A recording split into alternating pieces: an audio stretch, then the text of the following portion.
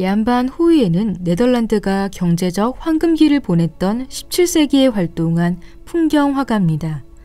미묘한 대기의 변화와 빛을 표현하는 데 능했던 그는 단색조에 따뜻하고 차분한 풍경화를 그렸습니다.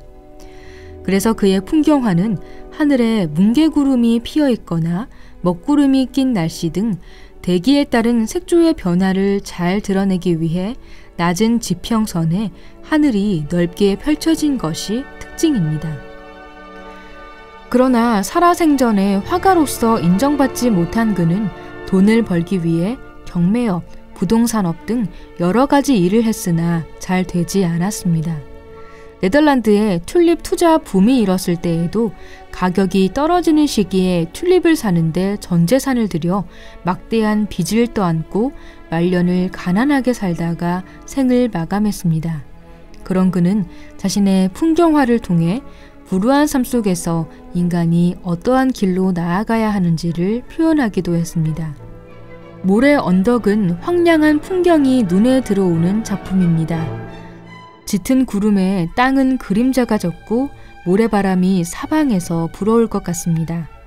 한쪽으로 기울어진 울타리 주변으로 몇몇 사람들이 모여 있습니다. 잡담을 하거나 특별히 할 일이 없어 빈둥거리거나 하고 있지만 삭막한 배경에 이들의 모습도 그리 유쾌해 보이지는 않습니다. 풀 한 폭이 자라는 것도 힘들 것 같은 이곳에서 사람들은 의미 없는 시간을 보내고 있습니다. 이곳에서 사는 것은 고되지만 떠나는 것은 더한 두려움이 앞서기 때문입니다. 전체적으로 갈색조의 작품 농부들이 있는 농가 역시 허름한 농가를 중심으로 쓸쓸한 분위기를 자아냅니다. 골조가 다 드러내는 집은 금방이라도 쓰러질 것만 같습니다.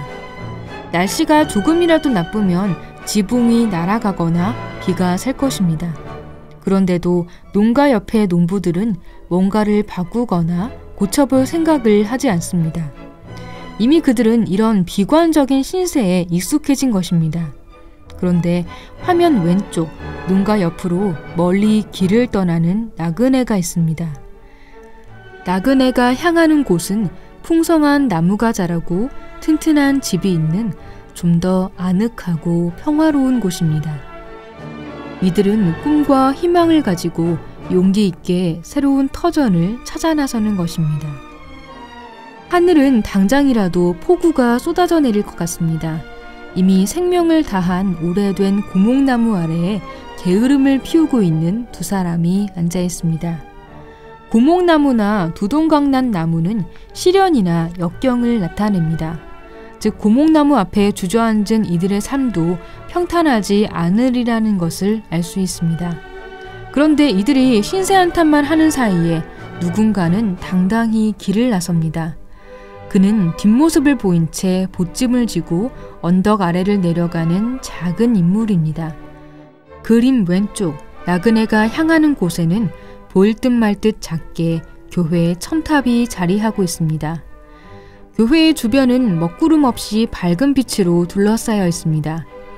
저 교회에 도달하기까지 나그네는 숱한 역경을 겪어야 할지도 모르지만 그래도 그는 길을 떠납니다.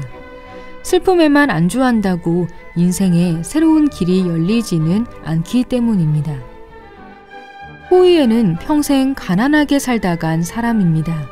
하지만 그는 그의 풍경화 속 어떤 인물처럼 모든 것을 포기하기보다 자신의 삶에 빛을 내어줄 여정을 기꺼이 떠나고자 했던 사람이었습니다.